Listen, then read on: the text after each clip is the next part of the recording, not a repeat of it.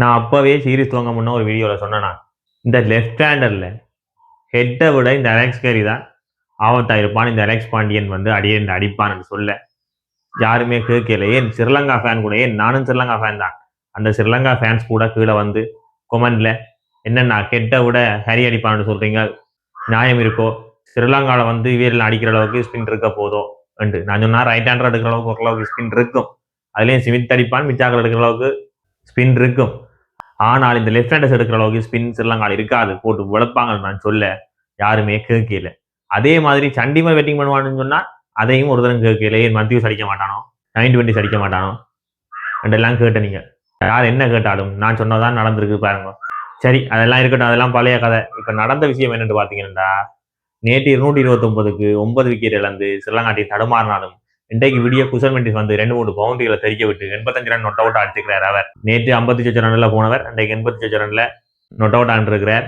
பக்கத்தில் இருந்த லகிர் குமார் அவுட் போட்டிருக்கிறார். இது இப்படி இருக்க ஓரளவுக்கு சமாளிச்சு 287 ரன் ஸ்ரீலங்கா அடிச்சு வச்சிருந்தாலும் அது ஸ்ரீலங்கா கிரவுண்ட் விரைகளை காணாது.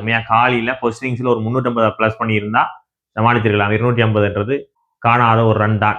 சரியோ, இதுக்கு நாங்க ஆஸ்திரேலியா பெட்டிங்க்கு வந்து அந்த ஆரம்பத்தில் கொஞ்ச நேரம் கேட் வந்து அதனுடைய காட்டினார். இந்த அவற்றை ஆட்டமும் முடிஞ்சது.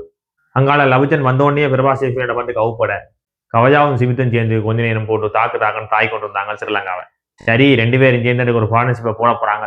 பழைய சங்காவையும் மகிழாவையும் பார்த்த மாதிரி கிடக்குறான்னு ஜோஜ் ஒன்று கேட்க கவஜா வந்து நிஷாந்த் பாரிஸ் பந்துக்கு 36 ரன்ல அவுட் ஆயிட்டான். சரி, கவஜாவும் ஓப்பட்டான். இனி சிமித் மட்டும்தான் இருக்கிறான். இலங்கை அணி வந்து எப்படியாவது அவன் விக்கெட்டையும் எடுத்தோடனே ஓரளவு ஒரு 300-320 ரன்னுக்குள்ள ஆஸ்திரேலியாவை சுருட்டி போட்டு மட்டும் பார்த்தா அங்கதான் வந்தான் இடியமீன் அலெக்ஸ் கேரின்னு சொல்றதுக்கு பதிலாக அலெக்ஸ் பாண்டியன் சொல்லலாம். பாண்டியன் போட்டு வெளுத்து கொண்டு நிற்கிறான்.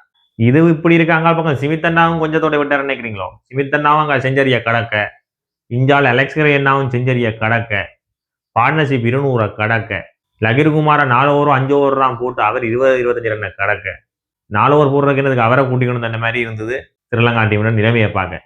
அதுக்கு பதிலாக அந்த விக்ரமசிங்கவோ அவனை வேற கூட்டிக்கணும் இருந்தா கூட ஒரு ஆல்ரவுண்டர் கொஞ்சம் பெட்டிங்காகவும் செஞ்சிருப்பான். 4 ஓவர் போடுறக்கு ஒரு பாஸ் ஹோல்டரை கொண்டு வந்தா என்ன செய்யற நீங்க நினைக்கலாம். அப்ப பாஸ் ஹோல்டர் இல்லாம கிளம்புறங்க உண்டு. உண்மையிலே காலியை பொறுத்த வரைக்கும் பாஸ் ஹோல்டர் இல்லாமே கிளம்புறாங்களாம். ஏன்னா லகிர்குமாரை போடுற பந்தை பாத்தீங்கன்னா சிரிப்பா கிடக்கு. அதுக்கு போயாம 4வதாகவும் ஒரு ஸ்பின்னர் எடுத்திருக்கலாம். ஸ்ரீலங்கா டீமுக்கு கொஞ்சம் பலமாவது இருந்திருக்கும். இல்லாட்டி ஒரு பேட்ஸ்மேன் எடுத்திருக்கலாம். டெஸ்ட் மேட்சை வின் பண்ணாட்டின்னு ரோவாக ஆக்கிருக்கலாம். சரியோ, அது அப்படி இருக்கு. இன்றைக்கு 4 ஓவர் இருக்கு. அதுக்கு முன்னே நான் வீடியோ எடுக்க துவங்கிட்டேன். நான் வீடியோ எடுத்து கொண்டிருக்க ஸ்கோர் வந்து ஆஸ்திரேலியா 316க்கு 3, லீட் வந்து 57 ரன். லீட் இப்பவே 57 ரன் வச்சுட்டாங்கண்டா. நாளைக்கு போட்டு புலபலந்துட்டு கொடுத்தாங்கண்டா 2 நாளைக்குள்ள ஸ்ரீலங்கா வந்து சுருண்டு தான் சொல்லணும். இந்த முறையும் ஸ்ரீலங்கா இன்னிங்ஸ் தோல்வியை தவிர்க்கணும்டா. நாளைய நாள் ஸ்ரீலங்காவுக்கு ஃபேவரட்டா இருக்கணும். அப்படி ஃபேவரட்டா இல்லாட்டி சிமித்தும் அலெக்ஸ் கேரியும் டபுள் செஞ்சுரி போடுறதுக்கான வாய்ப்பு இருக்கு. ஏனெண்டா இப்ப வரைக்கும் சிமித் 117 ரன்னோடையும் அலெக்ஸ் கேரி வந்து 145 போல்ல 128 ரன்னோடையும் களத்துல இருக்கிறாங்க. நல்ல ஃபார்ம்ல இருக்கிறாங்க. அதுவும் சிமித்தனாலும் கொஞ்சம் நின்று விளையாடுறான். அலெக்ஸ் கேரிக்கு வந்து அந்த குணம் இல்ல போல இருக்கு. விலத்தி போட்டு அடிக்கிறான், கிராஸ் பண்ணி போட்டு அடிக்கிறான், போட்டு ஸ்ரீலங்காவை தாக்குறான். அதுலேயே முக்கியமா இந்த பிரபாசேஸ்வரியாவை கண்டா கோவம் வர்ற மாதிரி அடிக்கிறான். ஸ்ரீலங்காவோட போலிங் எடுத்து பாத்தீங்கன்னா லகிர்குமார் 5 ஓவர் போட்டு 28 ரன்னுக்கு ஒரு விக்கெட்டும் இல்லை. அந்த 5 ஓவர் போடுறதுக்கு எதுக்கு டெஸ்ட் மேட்ச்ல ஒரு போலரை கூட்டிட்டு வருவான்னு தான் கிடக்கு. அங்கால தனஞ்சேரி சில்வா 5 ஓவர் 18 ரன் ஒரு விக்கெட்டும் இல்லை. நிஷாந்த் பாரிஸ் மட்டும் 70 ரன்னுக்கு 2 விக்கெட் எடுத்துக்கிறார். அங்கால வந்து நம்மட பிரபாசேஸ்வரியா 100 ரன்னை கொடுத்துருக்கிறார். ஒரே ஒரு விக்கெட் எடுத்துக்கிறார். அவர் செஞ்சுரி அடிச்சிருக்கிறார் என்று நாங்க சொல்லிக்கொண்டு அடுத்ததா ரமேஷ் மெண்டிஸ் 10 ஓவர் 70 ரன் ஒரு விக்கெட்டும் எடுக்க இல்லை. சரி, போனதெல்லாம் போட்டும் ஸ்ரீலங்கா தோக்குறது ஒரு பெரிய விஷயம் இல்லை. இருந்தாலும் ஸ்ரீலங்கா வந்து ஏன் ஸ்ரீலங்காவில் இப்படி தோக்கு, அதுவும் முக்கியமா காலியில எப்படி ஒரு தோல்வியை ஸ்ரீலங்கா தோத்துதண்டா நிச்சயமா வந்து வெளிநாட்டு கிரவுண்ட்லயோ இல்லாட்டி ஸ்பின் வேலை செய்யாத கிரவுண்ட்லயோ ஸ்ரீலங்காவால கட்டாயம் ஒரு பந்து வீச்சு, அதுவும் சிறந்த ஒரு பந்து வீச்சை டெஸ்ட் மேட்ச்ல குடுக்க வேலான்னு தான் சொல்லுவாங்க. இதே ஓடியேண்டா சமாளிக்கலாம், அது வேற கதை. டெஸ்ட் மேட்ச்ல வந்து சமாளிக்க இயலாதான்னா சொல்லுவோம்.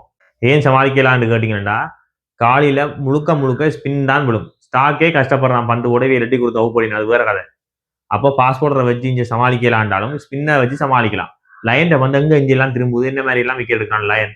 இவையிலும் திரும்புதான் அவங்க சமாளித்து விளையாடுறாங்க. இவையோட பெட்டிங் தான் ஆக கேவலமா கிடக்கு. ஸ்ரீலங்கான பெட்டிங் எடுத்தா ஆக கேவலமா கிடக்கு. சண்டிமலோட சேர்ந்து ஒருதர் பக்கத்தை ஒரு பக்கவலமா இருந்தா முன்னுக்கு விக்கெட் உடையாம பார்த்துக்கொள்ளலாம். பின்னுக்கு குசல் மெண்டிஸ் ஏதோ சமாளிச்சு அடிக்கிறான்.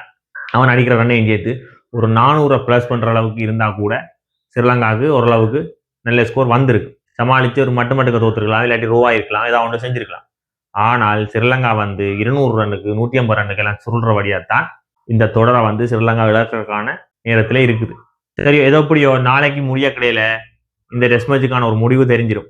அப்ப நாளைக்கு பின்னேரம் வந்து என்ன நடந்த ஏது நடந்தன்றதை உங்களுக்கு விவரமா சொல்றேன். ஸ்ரீலங்காண்ட அடுத்த கட்ட திட்டம் என்னன்றதையும் நான் உங்களுக்கு விவரமா சொல்றேன். அது வரைக்கும் நன்றி, வணக்கம். சப்ஸ்கிரைப் பண்ணுங்க, பெல் பட்டனை அமர்த்தி வச்சுக்கொள்ளுங்க.